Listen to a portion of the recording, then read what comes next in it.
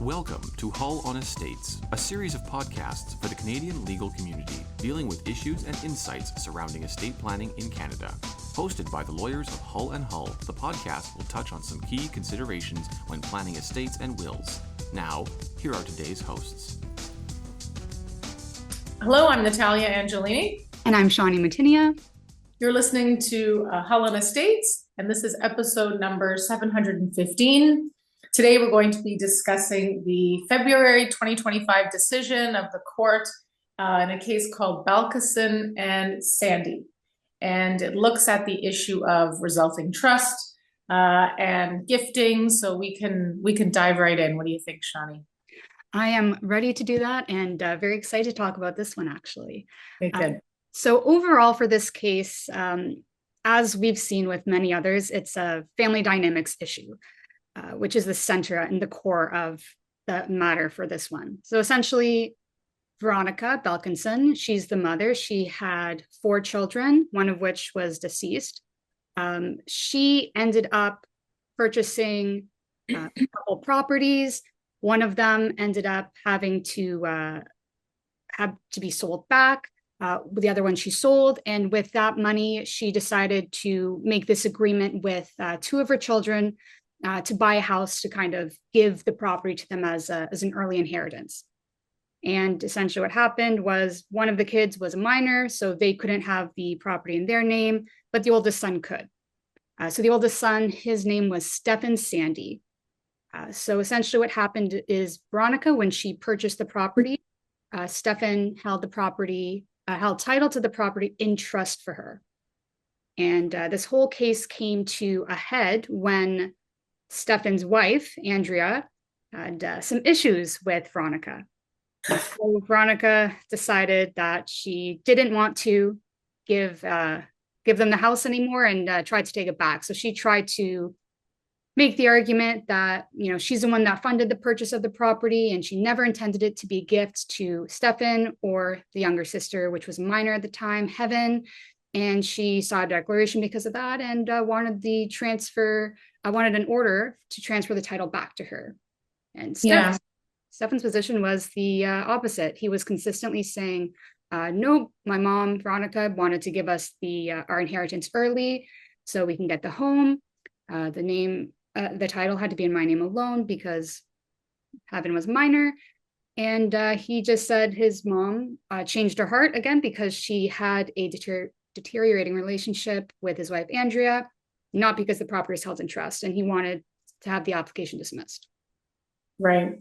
And so it's so sad when you come to think of it, right? This family, I'm sure the family is, in not as good a spot as they were before all of this litigation.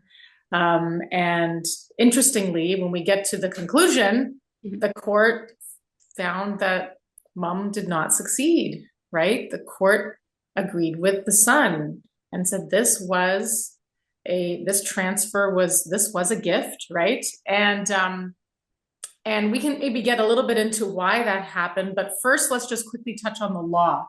And we've got the law that applied was the resulting trust law and also the law on gifting. So maybe let's just quickly touch on the law on resulting trust presumption. Sure. So as we know, and as we're well experienced with, again, PCOR, that is the heart of the legal test here. So parent, if they transfer property to a child of theirs, which is an adult, the law presumes that it's on a resulting trust, meaning that that child holds the property in trust for the parent, not that they own it at the time. Right. So this presumption, as we know, can be rebutted if the child can prove on a balance of probabilities that the parent intended that transfer to be a gift. So in order to establish a gift, there's 3 elements. The transfer's intention to make a gift, acceptance by the transferee, and a sufficient act of transfer. So in this case, the crux of what the court focused on was Veronica's intention at the time she transferred title. Right, because there was no question that there had been an acceptance and there had been an act of transfer. So it was all about intention. And this is where, we see so many cases where intention is not properly documented. I mean, what could have potentially avoided all of this is a properly documented deed of trust or deed of gift, or even some other kind of, documentation done, ideally with the assistance of Veronica's solicitor. Mhm. Right. So there would be the hopefully added comfort that she had independent, she had legal advice and she understood the consequences of doing this. Because it's just, it's quite sad to me when I see that, it's kind of a no good deed goes unpunished in a sense, right? Mom wants to give the kids a benefit, but, I guess like most people, when you own property and you're choosing to do something with it, even once you've done it, you may still feel like, well, that's still mine. I'm the person who has a right to decide. And perhaps she felt that even though she made the gift, she had the ability to change her mind. Take it back, right? Right. And so right. So at least with the getting the proper advice on the consequences of doing this, hopefully it can, avoid this sort of scenario arising again. But what was interesting in this case was what really was the nail in the coffin for Veronica was the abundance of text messages that expressed her intention. So even though there wasn't this standalone agreement or document, she effectively communicated her intention through multiple text messages within the family. Yeah, which is, as you said before, we always struggle when it comes to resulting trust is having that documented evidence to support whether something was a gift, whether it wasn't a gift. And oftentimes, a lot of cases that we've discussed are struggling in that fact. And some of them have focused on the fact that, there is a document at the bank that the person signed to add the child on the account jointly with rights of survivorship, and that's sufficient evidence. But as we know, with quite a few cases, the courts have said, nope, that's insufficient. You need much more. Yeah. Yeah. And importantly, the critical time is the time of the transfer, right? So in this case, Mom also did a will after the fact. Yes. And that will, aligned with her current position in the litigation. But the court is saying, well, not so fast. That's after the fact, right? The only way that post transaction evidence is relevant is if it speaks to the intention at the time of the transaction. So that the will ended up not helping her at all. Yeah, it was quite unfortunate that she tried to show evidence far after the fact, like as you said, to support her position. But again, at the time of the transfer, a day before, a day after, it's just that period right around when all the conversations or the thoughts and the planning about if something's going to be given, whose name is it going to be under, how it's going to work, whether it be between people's lawyers or themselves, just parents and kids.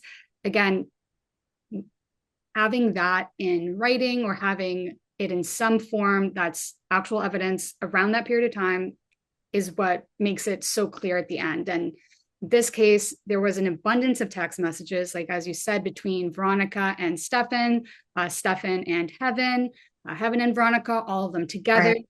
And just through those text messages, Veronica's intentions were very, very clear.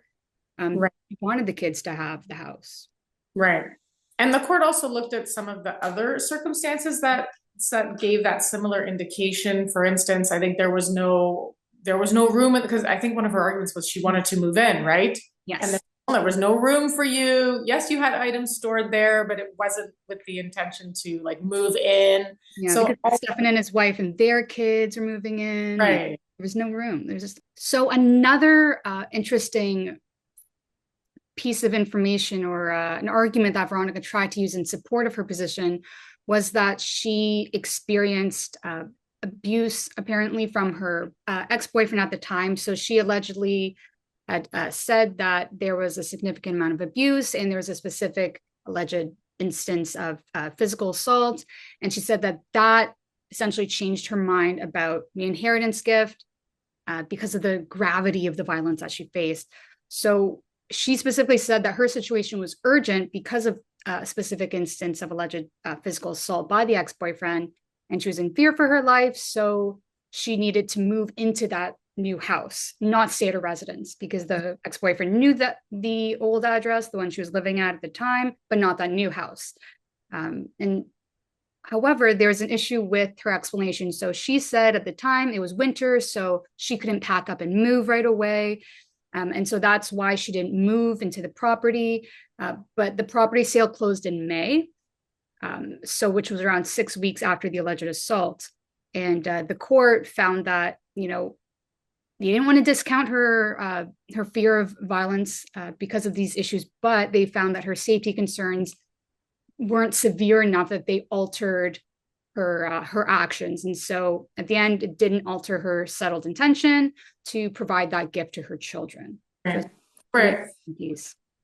Right. Like each case, this just illustrates each case is determined on its own set of facts, right? We've got the high level law that the court is applying, and the facts here are really unique and led to this decision. But again, it is a reminder, like we talked about earlier, about documenting your intention and getting that legal advice. So, as someone who's about to give a gift of a substantial sum, right? Probably one of the largest assets that she owns. There's a complete understanding of the implications. So I think that brings us to the end of our podcast today.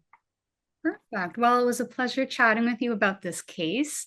Again, this is one of many resulting trust case with an interesting twist of unique family dynamics, but it was great to have a chat with you today, and thank you everyone for listening.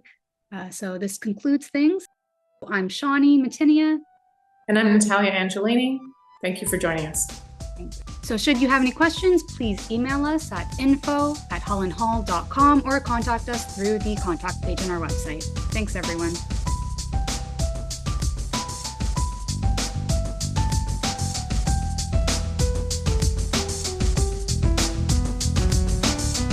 This has been Hull on Estates with the lawyers of Hull and Hull.